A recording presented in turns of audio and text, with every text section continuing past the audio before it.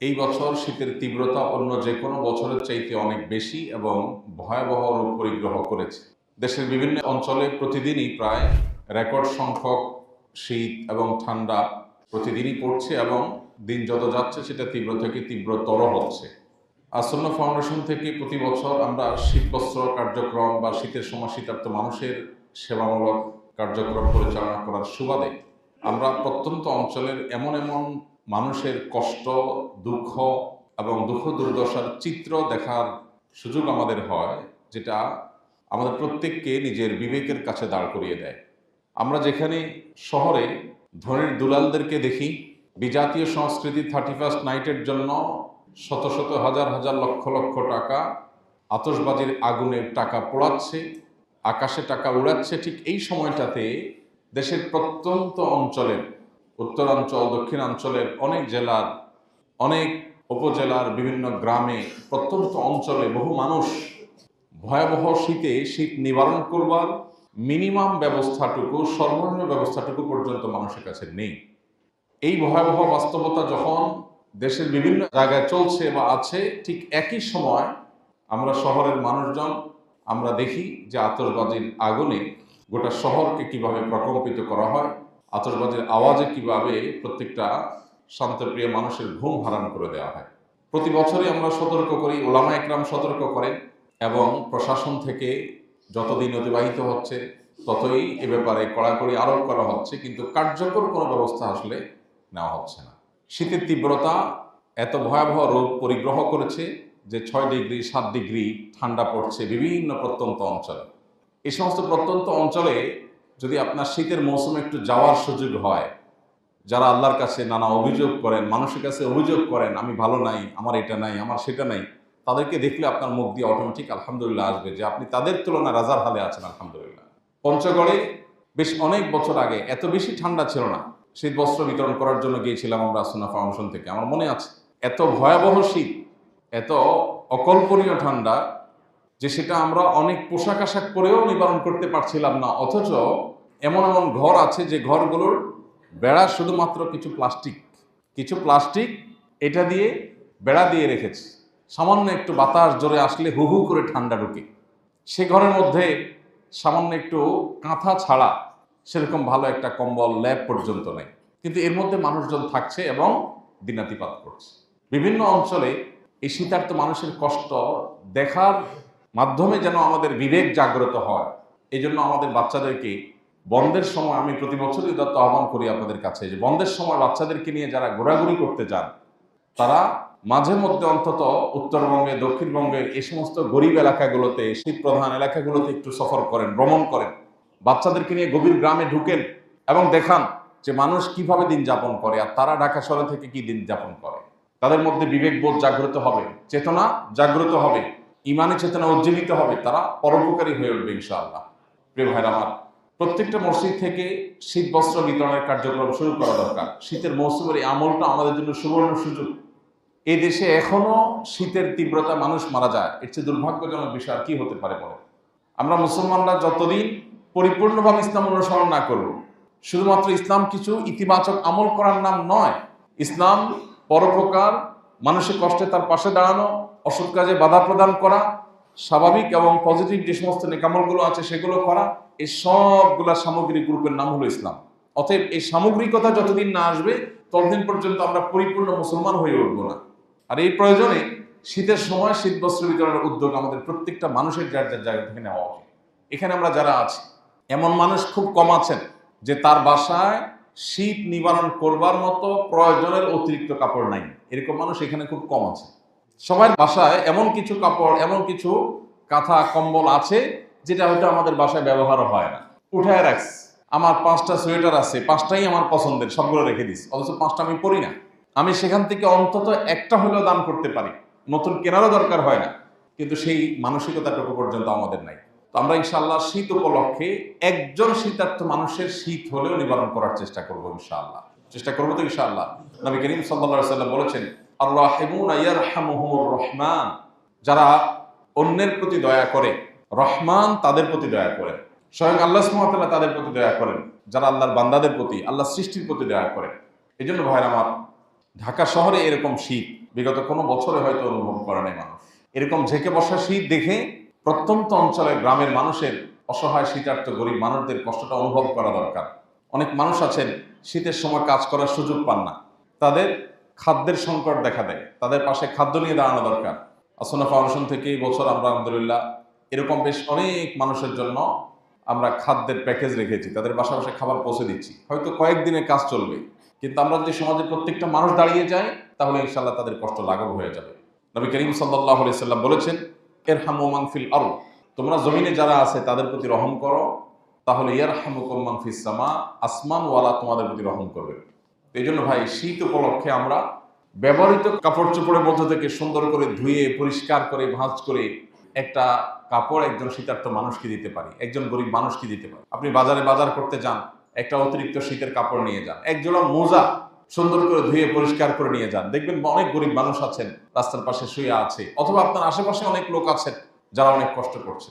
এই মসজিদের আশেপাশে বা এই ভূমিপল্লী এলাকাতেও গরিব মানুষ আছে না নেই? কিছু গরিব মানুষ আছে মানুষের কাছে চাইতে পারে না। একটা শীতের কাপড় কত টাকা দাম, একজোড়া মোজার দাম কত?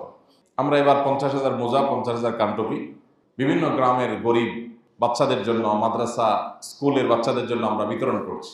50 টাকা হলে একটা কানটুপি, ভালো একটা কানটুপি পাওয়া যায়। 50 টাকা হলে সুন্দর একজোড়া মোজা পাওয়া যায়। মাত্র 50 টাকায় আমি একটা নতুন একজোড়া মোজা দিতে পারি, একটা কানটুপি দিতে পারি, শীতের টুপি দিতে পারি। এরকম বহু কাজ আছে যেটা চাইলে আমরা উদ্যোগ নিতে পারি। এই মসজিদ থেকে উদ্যোগ নেওয়া উচিত। গত বছর তো নেওয়া হয়েছিল, বরং এলাকার জন্য ছোট্ট পরিসরে উদ্যোগ নেওয়া যেতে পারে যে এই ভূমিপল্লীর মধ্যে যারা গরিব মানুষ আছেন তাদের জন্য রেখে দেওয়া হবে মসজিদের এক পাশে। শুক্রবার বা কোনো একটা দিন আসর পরে তারা এসে যার যার দরকার সে নিয়ে যাবে, অথবা ঘরে ঘরে গিয়ে তাদের তালিকা করে তাদের নিড আছে তাদের ঘরে ঘরে পৌঁছে দেওয়া হবে। আমরা যদি সবাই প্রত্যেকটা মানুষ সতর্ক হই এবং প্রত্যেকটা মানুষ যদি দায়িত্ববান হই তাহলে ইনশাআল্লাহ এলাকাতে আর কোনো মানুষ কষ্টে থাকবে না। আল্লাহ আমাদের সবাইকে তৌফিক দান করুন। এই শীতের মৌসুমে আজকে নিয়ত করে ফেলি যে এখান থেকে ইনশাআল্লাহ গিয়ে আমরা উদ্যোগ নেব যে আমাদের বাসায় একটা চিরুনি অভিযান চালাবো। কোন কোন শীতের কাপড়, শীতের পোশাক আছে যেগুলো আমাদের ব্যবহার হয়, তার কিছু অংশ আমি ডোনেশন করব। আর নতুন কিনে দিতে গেলে মাত্র 50 টাকা বাজেটে সম্ভব, অন্তত এক জোড়া মোজা চেষ্টা করবো তো ইনশাআল্লাহ। আল্লাহ আমাদের সবাইকে তৌফিক দান করুন। প্রিয় ভাইরা আমার, শীতের এই মৌসুমটিতে আরেকটি গুরুত্বপূর্ণ আমল আমাদের করবার সুযোগ আছে। প্রতি বছরই আমরা আপনাদেরকে স্মরণ করাই দিই, সেটি হলো শীতের সময় রাত অনেক দীর্ঘ হয়, অনেক বড় হয়। এই দীর্ঘ এবং বড় রাতে যদি সুন্নাহসম্মত লাইফস্টাইল মেনটেন করি, আমরা যদি আগে আগে ঘুমায় যাই তাহলে খুব সহজে আমাদের তাহাজ্জুদ পড়ার তৌফিক হবে। আবার একই সাথে শীতের সময় দিন যেহেতু ছোট হয়, ক্ষুধা এবং পিপাসা তুলনামূলক একটু কম লাগে, অতএব শীতের মৌসুমে খুব সহজে চেষ্টা করলেই নফল রোজা রাখা যায়। অন্য সময় যাদের রোজা রাখতে একটু কষ্ট হয়, শীতের সময় তাদের রোজা রাখতে সেই কষ্টটা সেভাবে হয় না। এই জন্য হাদিসে বর্ণিত হয়েছে আল গনিমাতুল বারিদা আস-সাওমু ফিশ শীতা, শীতের মৌসুমে রোজা রাখতে পারা এটা হলো শীতল সুবর্ণ সুযোগ। শীত মৌসুম উপলক্ষে এটা আমাদের রাখা দরকার। সোমবার, বৃহস্পতিবার, আইয়াম বীজ এই দিনগুলোর বাইরেও শুধু শীত যাচ্ছে এই উপলক্ষে আমাদের 2-4টা রোজা রাখা দরকার। প্রতি বছরই আপনাদেরকে আমরা স্মরণ করাই। তো এই আমলটা আমরা চেষ্টা করতে পারি, চেষ্টা করবো তো ইনশাআল্লাহ। আল্লাহ আমাদেরকে তৌফিক দান করুন। বাচ্চাদেরকে নফল রোজার অভ্যাস করবেন। সাহাবা ইকরাম নিজেদের বাচ্চাদেরকে বাসায় তারা নফল রোজার অভ্যাস করতেন। আশুরার রোজা বাচ্চাদেরকে খেলনা দিয়ে ভুলিয়ে রেখে রোজা রাখাতেন সাহাবীরা। দেখুন আমাদের সাথে তাদের পার্থক্যের জায়গা। আমরা আমাদের সন্তানদেরকে শুধু ভোগ শিখাই। আমরা সবসময় বলার চেষ্টা করি ভোগ শেখাতে হয় না, ভোগ শেখানোর দরকার হয় না, ভোগ যে কেউ করতে পারে, ত্যাগ এটা সবাই পারে না।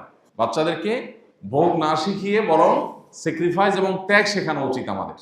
আমরা যদি বাচ্চাদেরকে ত্যাগ করা শিখাই তাহলে ওদের জীবনে যে কোনো কষ্ট, যে কোনো মুসিবত, যে কোনো বিপদে ওরা ভেঙে পড়বে না, মেরুদণ্ড সোজা করে দাঁড়াতে পারবে। কিন্তু যদি আমরা তাদেরকে ভোগবাদী করে তুলি তাহলে জীবনে এমন এক পরিস্থিতি আসতে পারে যখন সে মুষড়ে পড়বে, ভেঙে পড়বে, যখন সে টিকে থাকতে পারবে না।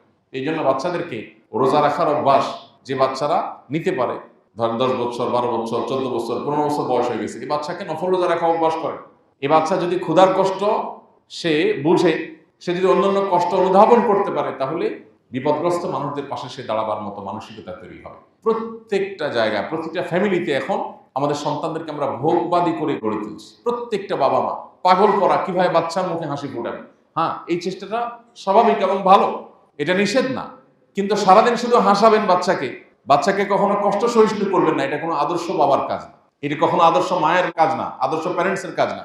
আদর্শ প্যারেন্টের কাজ হলো যে বাচ্চা আমার আরাম করতে শিখবে, ভোগ যেমন সে জানবে, ত্যাগও সে জানবে, স্যাক্রিফাইসও সে জানবে। ভোগ করার জন্য শীতের মৌসুমে কক্সবাজার চলে যান, কিন্তু মাঝে মধ্যে একটু গরিব মানুষদের বাড়িতে নিয়ে যান। যারা গ্রামে ঘুরতে যান, আপনার গ্রামে অনেক অসহায় মানুষ আছে, আত্মীয় স্বজনের বাড়িতে যাওয়া যেমন আপনার কর্তব্য, অসহায় মানুষগুলোর বাড়িতে বাচ্চাদেরকে নিয়ে যান, তাদের সাথে বসেন, তাদেরকে আপন করেন, তাদের কষ্টটা লাঘব করার একটু উদ্যোগ নেন, একটু চেষ্টা করেন। এই জিনিসটা হারিয়ে গেছে।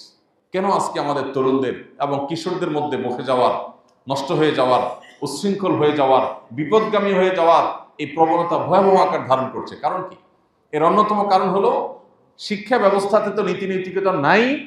বাসাগুলোতে, পরিবারগুলোতে, ঘর বাড়িতে, সেখানেও নীতি নৈতিকতার কোনো চর্চা নেই, সেখানেও স্যাক্রিফাইসের চর্চা নেই, সেখানে শুধু ভোগের চর্চা। আল্লাহ তাআলা আমাদেরকে বোঝার তৌফিক দান করুন। ভাইরা আমার, তাহলে শীত উপলক্ষে অনেকগুলো আমলের কথা আমরা সাধারণত প্রতি বছর আপনাদেরকে বলি। আমি যদি কাস্টমাইজ করে বলি, আর কিছু না হোক, শীত উপলক্ষে শীতার্ত গরিব মানুষদের পাশে দাঁড়াবার জন্য সাধ্য অনুযায়ী চেষ্টা করি। আপনার বাসার যে কাজের লোকটা আছে, তাকে আপনি খবর নেন যে তার শীতের সব কাপড় চোপড় আছে কি। সে যখন আপনার বাসায় কাজ করতে আসে, ফ্লোরে সে খালি পায়ে হাঁটে, আপনি হয়তো স্যান্ডেল পরে হাঁটেন। তো ওই টাইমটাতে সেও তো মানুষ, তারও তো কষ্ট হয়, তাকে এক জোড়া স্যান্ডেল কিনে দেন, যেটা আপনি কাজের সময় ব্যবহার করবেন। আপনার অধীনস্থ অনেক মানুষজন আছে যারা অনেক কষ্ট আছেন, একটু গভীরভাবে তাকালে দেখবেন যে কষ্টটা আছে, কিন্তু সে কষ্ট বলতে পারেন। তো আমরা যদি প্রত্যেকটা মানুষ এরকম মানবিক হই এবং প্রত্যেকটা মানুষ যদি দায়িত্বশীল হই, তাহলে বাংলাদেশের চেহারা বদলে যাবে। কিন্তু আমরা অন্যের ভুল ধরার ব্যাপারে মারাত্মক ওস্তাদ, কিন্তু নিজের যে ডেভেলপমেন্টের জায়গা আছে, আমার মধ্যেও যে অনেক স্বার্থপরতার জায়গা বাসা বেঁধে আছে, এটা আমরা অনেক সময় লক্ষ্য করি না। তো শীত উপলক্ষে অন্তত আমরা এই আমলটাকে সবাই করার চেষ্টা করতে পারি। আমাদের বাচ্চাদেরকে দিয়ে আমরা গরিব অসহায় বাচ্চাদের শীত নিবারণের জন্য উদ্যোগ নিতে পারি। যে বাচ্চা যখন আপনার সাথে যাবে বা সে নিজে হাতে নিয়ে কোনো গরিবের গায়ে কোনো কিছু দিবে, তখন এই বাচ্চা আরেকজনকে কষ্ট দিতে 10 বার চিন্তা করবে। আজকে যে সমস্ত ঘরের ছেলেরা এই আতশবাজির আগুনে, পটকার আওয়াজে যারা মানুষের ঘুম হারাম করছে, যারা হার্টের রোগীদেরকে মৃত্যুর দিকে ঠেলে দিচ্ছে, যারা পশু পাখি এবং পরিবেশকে বিপর্যস্ত করছে, গোটা পরিবেশকে ধ্বংসের দিকে ঠেলে দিচ্ছে, এবং এই বিশাল বৈদ্যুতিক তারের জাল বেছানোর শহরে যারা আতঙ্ক তৈরি করছে, এই বাচ্চাগুলো যদি পরিবার থেকে মিনিমাম নৈতিকতার শিক্ষা পেতে, কোনোদিন এদের দ্বারা এটা সম্ভব হবে। এই জন্য এই চর্চাটা আমরা ঘরে ঘরে বাড়াই। আর দ্বিতীয়ত হলো, শীত উপলক্ষে শীতার্থ মানুষের পাশে দাঁড়াবার পাশাপাশি আমার আখিরাতের আমলকে উন্নত করবার জন্য, ভালো করবার জন্য, আমল নামাকে ভারী করবার জন্য আমরা নফল আমল, রাতে তাহাজ্জুদ এবং দিনে নফল রোজা, এটা চাইলেই করা সম্ভব। রাত 9টা, 9:30 ম্যাক্সিমাম মানুষের ঘুমে যাওয়া সম্ভব। এখানে যারা আসি, বেশিরভাগ মানুষের রাত 9টা থেকে 9:30 ভিতরে ঘুমানো সম্ভব, কিন্তু কয়জন ঘুমান? আমরা যদি এখন হাত তুলতে বলি, হয়তো মেজরিটি হাত উঠবে না। বেশিরভাগ মানুষই আমরা 10টা, 11টা, 12টা আমাদের বেজে যায় শুতে শুতে। কেন 12টা বাজে সেটা আমরা নিজেরাও জানি। এটা একটা বদ অভ্যাস। এশার নামাজের আগে আগে সকল প্রিপারেশন নিয়ে এশার পর পর্যন্ত আমরা শুয়ে যাই। রাত 3টা, 3:30, 4টার পরে আপনার ঘুম আর হবে না, অটোমেটিক ঘুম ভেঙে যাবে। তাহাজ্জুদ পড়ার জন্য কোনো মন্ত্রের প্রয়োজন নেই, আলাদা কোনো দোয়া দরুদ পড়ে প্রস্তুতি নিয়ে শোয়ার দরকার নাই। শুধু লাইফস্টাইল সুন্নাতে নিয়ে আসেন, দেখবেন অটোমেটিক তাহাজ্জুদ হয়ে যাচ্ছে। আর তাহাজ্জুদ পড়ার পর আপনি ফজর নামাজ পড়েন, দেখবেন আপনার মানসিক একটা প্রশান্তি আল্লাহ তাআলা দান করবেন। তাহাজ্জুদের ভিতরে একটা তৃপ্তি আছে, যেটা অন্য কোনো নফল নামাজে নেই। সারা জিন্দেগি ভর যত নফল নামাজ পড়েন না কেন, এক রাত ভোর রাতে উঠে একটু অন্ধকারে সবাই ঘুমিয়ে আছে, আপনি উঠে ওযু করে একটু শীতের কাপড় চোপড় পরে দুহাত তুলে আল্লাহর কাছে তাহাজ্জুদ পড়ে একটু রোনাজারি করেন, সেজদায় গিয়ে একটু কান্নাকাটি করেন, আপনার যে তৃপ্তি আসবে, দুনিয়ার সব হাসির মধ্যেও এত তৃপ্তি নেই। এই জন্য শীতের মৌসুম উপলক্ষে এই আমলটা আমরা করার চেষ্টা করবো তো ইনশাআল্লাহ। পাশাপাশি দিনে রোজা রাখা অনেক সহজ। আমরা যারা খুব বেশি ভোজন বিলাসী, খেতে পছন্দ করি, আমাদেরও মাঝে মধ্যে রোজা রাখার এই আমলের মাধ্যমে অন্যের কষ্টটা অনুভব করার সুযোগ হবে। নবী করিম সাল্লাল্লাহু আলাইহি সাল্লাম সোমবার, বৃহস্পতিবার রোজা রাখতেন। তিনি আইয়াম বীজ, চাঁদের 13, 14, 15 এই 3 দিন রোজা রাখতেন। মাসে 3 দিন রোজা রাখতেন, সপ্তাহে 2 দিন রোজা রাখতেন, এবং এটা তার সারা বছরের আমল ছিল। বিভিন্ন সাহাবীদেরকে তিনি ওসিয়ত করে গেছেন। আবু যর গিফারি রাদিয়াল্লাহু তাআলা আনহু, আবু রাদিয়াল্লাহু তাআলা আনহু বিভিন্ন সাহাবীদেরকে এই রোজাগুলো, বিশেষ করে আইয়াম বীজ রোজাগুলো রাখার জন্য ওসিয়ত করে গেছেন। আমরা সবাই চেষ্টা করবো তো ইনশাআল্লাহ। এর পাশাপাশি শীতকে কেন্দ্র করে আমরা আরো কিছু আমলের কথা আপনাদের প্রতি বছরই বলে থাকি, স্মরণ করানোর জন্য এবারও বলছি। ওযু চাপাচাপি করে ধরে রাখা, এটা আমাদের অনেকের বদ অভ্যাস আছে। আবার শীতের সময় তাড়াহুড়া করে ওযু করা, যার ফলে কোনো অঙ্গ শুকায় থাকে, এটা অনেকের বদ অভ্যাস আছে। এই শীতের সময় ওযুতে বিশেষভাবে আমাদের যত্ন নেওয়া উচিত। আমরা যেরকম ত্বকের যত্ন নেই শীতের সময়, ঠিক একইভাবে অজুরও যত্ন নেওয়া উচিত। অথচ অনেকে হুলস্থুল করে অজু করে। আপনার শীতের মৌসুমে দেখবেন অজুখানাতে তেমন কোনো ভিড় নেই, লোকজন কম।